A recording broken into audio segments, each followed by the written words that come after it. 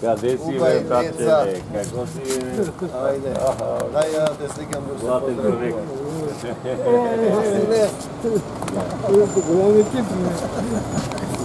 Вечер ќе дојде ќе се собереме, така? Ќе се собереме. Ја нека дојде Ило. Ќе пееме, ќе се дружиме. Сега дојде беше планината, по планината беше. Па вашите ги остави тука. Дали таа ваша? Да, ама... Ма стварите ни се тука.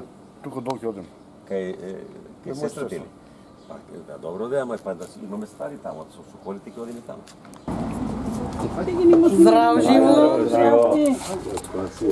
Добро се, добро се, така. Добро, Ај, здраво живот! Добро, заповядайте. Всичко правим. Добър ден. Хубаво ладница. Добро сме. Добро дошли. Добре, меси. Добро сме. Николина се казвам. Седна ќе Давайте, качвайте се нагоре. Айде. Македонецот не смее да старее. Така ли?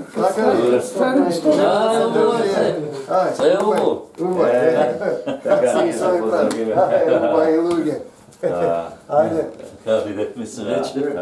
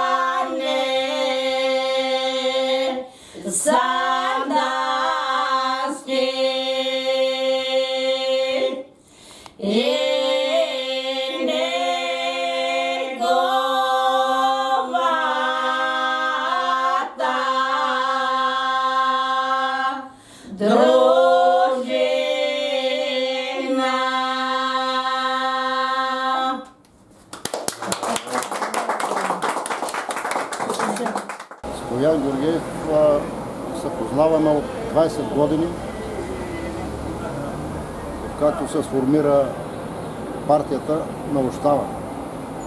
Той е един от основните деятели на Омо Илин Пирин, издател е на много трудове по македонския въпрос, специално за Македония.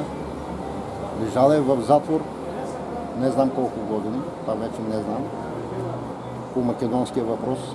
И един от основните дейци за Петричко околие и за окръга като цяло, Благоевградски окръг. Голям родолюбец за македонската идея и много опатил за Македония. Уволняване от работа, властите му са пречили много и постоянно помага за дейността, за развитието на партията. С негови средства, с превоз. Въобще е един много хубав човек, голям родолюбец за обединението на македонския народ. Да ми се представите, кой сте, що сте от тази? Аз съм Веселин Митрев, от град Сандански съм. 8 години бех секретар на Омо Илин Пирин за Санданска община. Добре, дойдохме се добре. Малко неприятности имаше, защото не се развали колата, но може да се каже, че постигнахме добре. И сега како сме тук? Сега сме добре.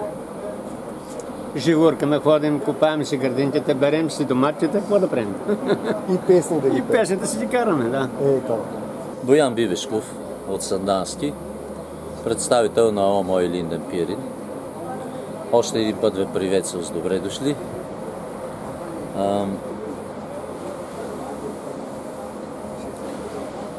Одеве казах, че очакваме промени сега с новото правителство. От ония денове бех по Струмица, по Нови пазар. Всеки четвъртък ходам на Нови пазар. Имам приятел там, он вика, ние с новия премиер сме ограда до ограда. Нали, една ограда не дойде.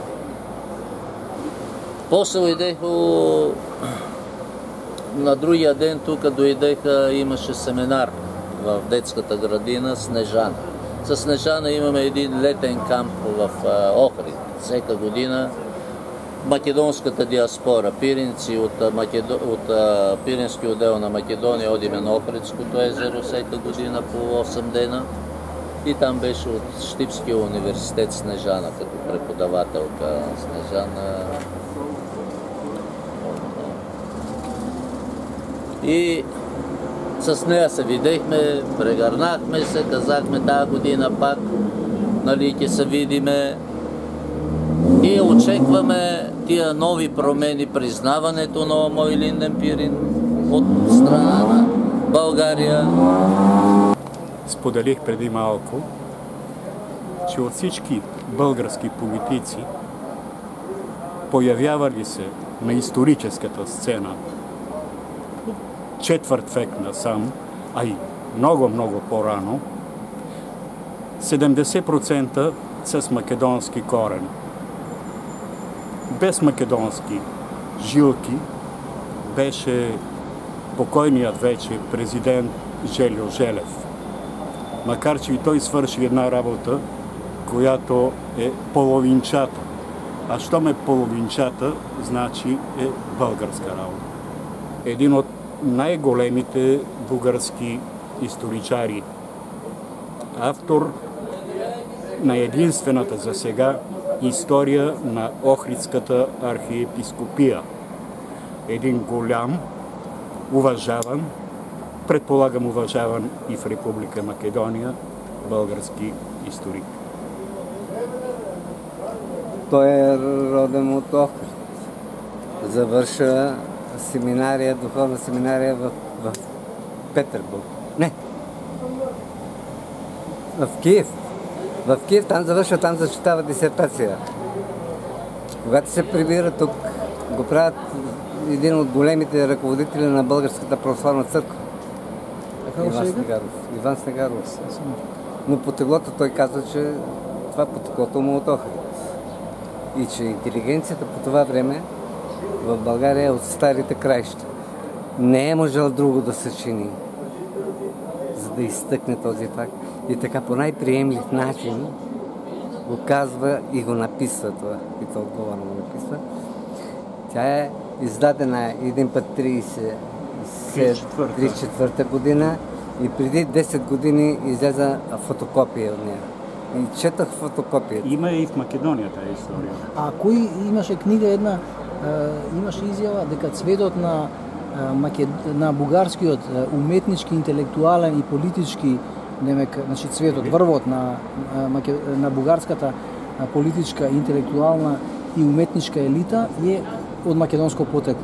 Мислам дека имаше како книга една, како во смисол на енциклопедија на бугарскиот, нели, оној висок живот, што викаме, живот на висока нога, на познатите личности. Не знам дали знаете за това. За това не мога да се сетя сега, но отлично знам нещо, което е важно, особено в тия дни, когато се говори за разликата в езиците и в езика. Първата история и първата граматика на българския книжовен език е създадена от Неофит Рилски, роден в Голиина баня, Разложко. Дълго време бил монах в Рилския манастир, оттам идва името му Неофит Рилски. Той е и създател на първото класно българско училище, гимназията в град Габрово. Освен Неофит Рилски, като български книжовници се изявяват десетки хора, родени в Македония. Между тях е и автора на граматиката, по която се учи в българските училища сега, професор Михаил Арнаудов от Щип. Прави анализа комплетна на бугарскиот оној врвен живот во тоа време. И ова стои како податок, вели во објавено е, тој никој не спомна.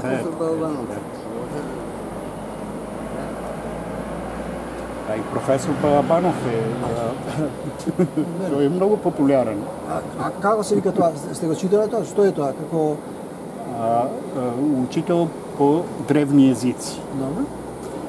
Латински, старогръцки език, създател на катедрата по класическа литература и класически езици в Софийския университет е именно професор Балабанов. Родителите му живеят в Щип и Велес.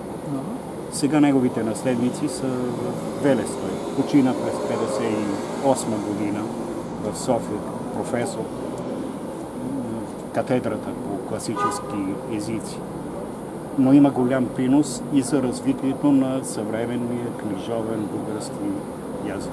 Имаше кај нас позната актерка Таска Балабанова, не знам дали ја знаете, од старата гарда. На радио, доста долго време беше активна на радио и првите синхронизации на овие странски емисии ги правеше, значи таа беше дел од таа екипа што ги правеше првите синхронизации. Таска Балабанова. И веројатно се истото семејство. Сигурно. Те са големо семейство, между другото. В България идва професор Балабанов и брат му, който е създател на един от театрите в София, Народния военен театър тогава, създаден от брата на Александър Балабанов. Така че са артистично, лингвистично поколени. А другите им братя, имат още 3 брати и 1 сестра, си остават в Македония. Сега къде са, знам, че имат наследници в Велес. Няма повече данни за семейство Балабанови от Велес. На фестивал. Аз съм човек.